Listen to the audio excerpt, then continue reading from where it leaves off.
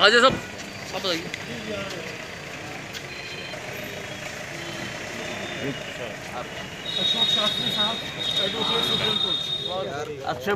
Side से यार। और हमसे ये वादा किया कि मुफ्ती साहब तो कहेंगे वो हम करेंगे। अच्छा, जो मजार तोड़ी गई थी, क्या प्रशासन ने अब क्या वादा करा, क्या मजार दोबारा बनवाएंगे, क्या करेंगे? हम मशवरा करेंगे मुझसे, वो जो मैं कहूँगा वो। अभी क्या हुआ, क्या हल निकला?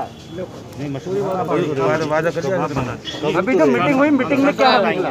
जितना लक्ष्य में है मजार शरीफ उतना हम बनाएंगे, उतनी बनवा के जाएगा। तोड़ी क्यों गई थी? मजार के इंतजाम का मकसद क्या रहा था? ना तोड़ी क्यों गई थी?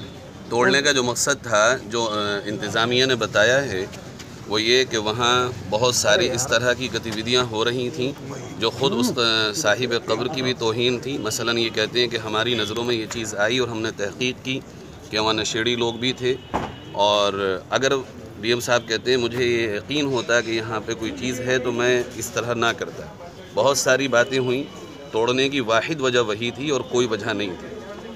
अब बात ये हो गई है कि वहाँ जो भी गलत गतिविधियाँ होती थीं उसकी रोकथाम कर दी जाएगी और कब्र को बना दिया जाएगा और उसमें एंट्री बंद कर दी जाएगी, जिसकी वजह से वहाँ इस तरह की कोई भी आमद और रफ्त ना हो सके। तो आपने इस तरह की बात कही कि जब वहाँ पे नशेड़ी बैठते थे या किसी तरह सारी बातें हमारी हो गई हैं, सारी ये क्या? इतनी लंबी मीटिंग हुई है, इतनी लंबी मीटिंग में हर बात हुई है, सवाल जवाब हुए हैं, हमने उनको मुतमईन किया, उन्होंने हमें मुतमईन किया, और आखिर में सबसे खूबसूरत बात ये हुई कि ज़िलाधिकारी महोदय ने ये फ़ैसला मुफ्ती शहर जनाब मुफ्ती महबूब अली साहब पर छोड़ा कि जैसे आप कहेंगे इस मसले को हल कर दिया जाए। अच्छा, कब तक बनने की उम्मीद और है? इंशाल्लाह ये भी उन्होंने कहा है कि मुफ्ती साहब से मैं डिस्कस करके वक्त की तारीख़ का तयन कर लूँगा और इसको इंशाल्लाह बहुत जल्द हम दोबारा कर देंगे।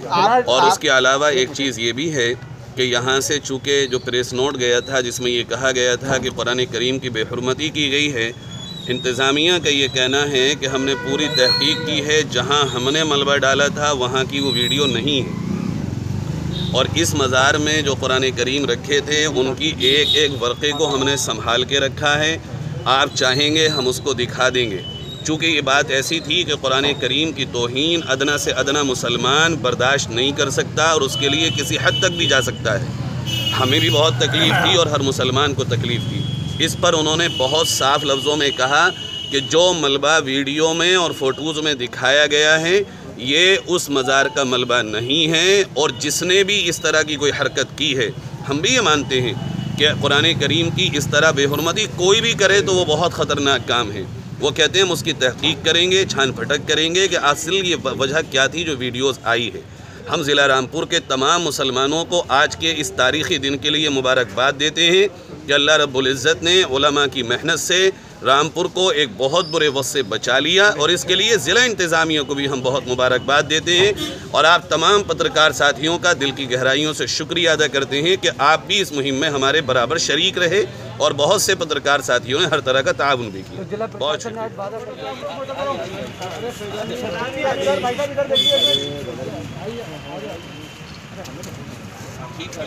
सबसे साफ आएंगे।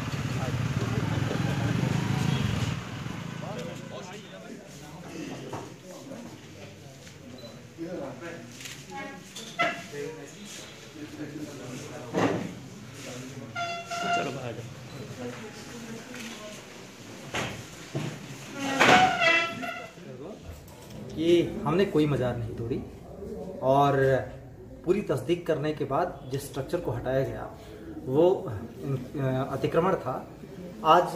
लेकिन जो उलमा लोगों की बात थी उसको हमें सुनने के लिए आज उनकी मीटिंग हुई, उसमें उन्होंने भी अपना पक्ष रखा, और चूंकि वो उन फेथ से जुड़ा हुआ है उनका, उससे आस्था जुड़ी हुई है, हम उस आस्था को भी कहीं से भी उस आस्था को का भी इंसल्ट नहीं करना चाहते या उसको डाउन नहीं करना चाहते। इसलिए एक जो उनके आग्रह पर हमने ये तय किया है कि वहाँ पर एक उसकी निशानदेही कर देंगे, कि इसलिए कि उन लोगों ने कहा कि जो भी किताब का, हालांकि जिस किताब का वो जिक्र कर रहे हैं, हम दोनों का इंटरप्रिटेशन अलग अलग है उसका, जो व्याख्या जिस तरीके से वो कर रहे हैं और हम जिस तरीके से व्याख्या कर रहे हैं दोनों में अंतर है। लेकिन किसी भी तरीके से हम ये नहीं चाहते कि यहाँ का माहौल किसी तरह से ऐसा खराब हो, किसी की भावना को ठेस पहुंचे, किसी की आस्था को ठेस पहुंचे। तो इसलिए उनकी इतनी बात मानी कि वहां पर निशानदेही हम कर देंगे। वहां पे एक जो एक कहते थे कि बुजुर्गवार देखते चले आए हैं कि एक चबूतरा जैसा बना था, उन लोगों ने कहा कि कम से कम एक कब्र जितनी जगह हम उस पर बना दें, उसकी निशानदेही कर दें। हमने इस बात को स्वीकार कर लिया कि ठीक है वो कर देंगे, उसका कोई मुतवल्ली नहीं होगा, उस पर कोई इबादत नहीं होगी, उस पर कोई नहीं जाएगा, उसको उद्यान विभाग मेंटेन करेगा और उस पर बस उतनी ही एक चीज रह जाएगी, उसके आगे कुछ भी उस पर नहीं होगा। और हमारा भी यही मानना था कि उस जगह को अगर कहीं से किसी की आस्था से जुड़ा हुआ है तो अगर गलत लोगों का बैठना उस जगह की तौहीन करना है, या जिस पीर की बात बता रहे हैं उस पीर की भी तौहीन करना। और इस बात से वो भी सहमत थे कि अगर कोई किसी पीर की जगह बताई जाती है, उस जगह पे अगर गलत लोग बैठते हैं, गलत हरकतें करते हैं, तो उस पीर की भी तौहीन होती है और ये तौहीन दोबारा न हो। इसी के लिए हम ये कर रहे हैं कि वहां निशानदेही करके ऐसी व्यवस्था कर देंगे कि वहां पे कोई न पहुंचे, न किसी तरीके की कोई ऐसे वाकये हों जिससे किसी ऐसे पीर की जिसमें आपकी आस्था हो, मतलब किसी की भी आस्था हो, उसकी आस्था को चोट पहुंचे या किसी की भावना को चोट पहुंचे। डीएम सर, वो चबूतरे का निर्माण आप कराएंगे या फिर वो लोग कराएंगे, उद्यान विभाग कराएगा? देखिए, वो मैं खुद कराऊंगा, अपने पर्सनल, मैंने कहा था उनकी भावना का सम्मान करते हुए मैं खुद ही कराऊंगा, अपने व्यक्तिगत तरीके से कराऊंगा, न सरकार का न किसी तरीके से, मैं खुद कराऊंगा इसको, और सिर्फ उस भावना को रेस्पेक्ट देने के लिए कराऊंगा।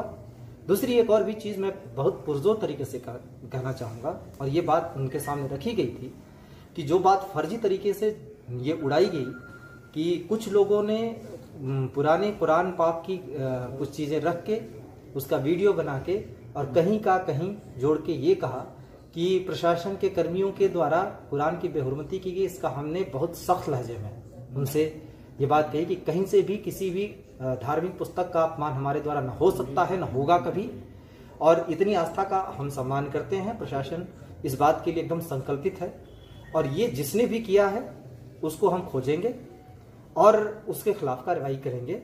हालांकि उलेमा लोग इस बात के लिए उन्होंने आग्रह किया कि इस मामले को आगे न बढ़ाया जाए। उसके बावजूद ये हमारी जिम्मेदारी है कि अगर कोई किसी समाज को बांटने के लिए किसी गलत तरीके की हरकत करता है या समाज में को बांटने वाला कोई काम करता है, तो हमारी जिम्मेदारी है प्रशासन के तौर पे कि हम इसकी तह तक जाएं।